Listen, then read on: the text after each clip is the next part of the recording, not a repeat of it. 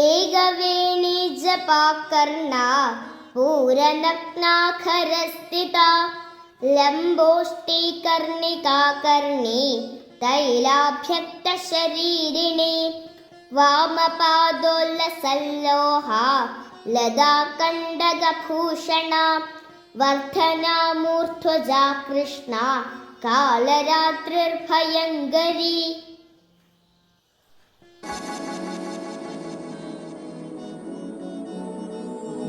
നവരാത്രി മഹോത്സവം 7ാം ദിവസം.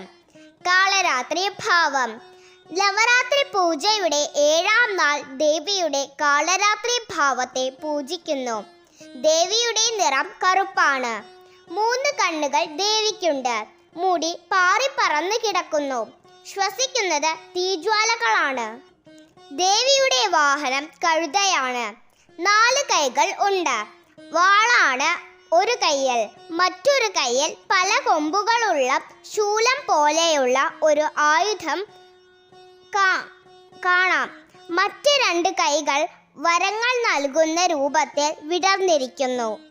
ദേവിയുടെ ബാഹ്യരൂപം ഭയാനകമാണെങ്കിലും ദേവി അനുഗ്രഹം ചൊരിയുന്നവളാണ്.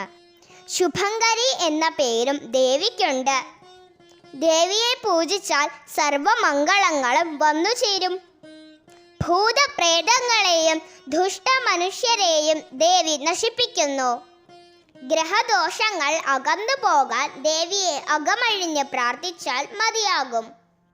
തൻ്റെ ഭക്തരിൽ ധൈര്യം പകർത്തുകയും ഭീതി ഇല്ലാതാക്കി എന്തും നേരിടാൻ ശക്തരാക്കി മാറ്റുകയും ചെയ്യുന്നു. ഒരിക്കൽ ശുംഭൻ നിശുംഭൻ എന്നു പേരുള്ള അസുരന്മാർ ദേവലോകത്തെ ആക്രമിച്ചു. ഇതിൽ ഭയന്ന ദേവന്മാർ രക്ഷയ്ക്കായി പാർവതി ദേവിയെ സമീപിച്ചു. ദേവി ചണ്ഡി എന്ന ഭാവത്തിൽ അവതരിച്ചു. ശുംഭനിശുംഭന്മാർ ദേവിയോട് യുദ്ധം ചെയ്യാനായി തങ്ങളുടെ പ്രജകളായ പല അസുരന്മാരെയും ദേവിയുടെ പക്കൽ എത്തിച്ചു. അവരിൽ പ്രമുഖരായിരുന്നു ചണ്ഡ, മുണ്ഡ എന്ന അസുരന്മാർ. ഇവരെ വധിച്ചതിലൂടെ ദേവി ചാമുണ്ഡേശ്വരി എന്നറിയപ്പെട്ടു. അതിനുശേഷം രക്തബീജൻ എന്ന അസുരൻ വന്നു. ഈ അസുരന് ഒരു പ്രത്യേകതയുണ്ട്. ഈ അസുരന്റെ ഓരോ തുള്ളി രക്തവും ഭൂമിയിൽ പതിക്കുമ്പോൾ ഓരോ രക്തബീജന്മാർ ഉണ്ടാവും.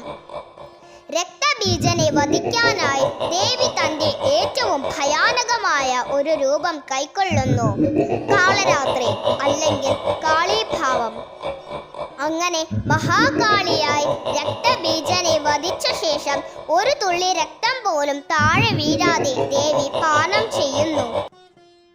അതിനുശേഷം ശുംഭനിശുംഭന്മാരെയും വകവരുത്തി.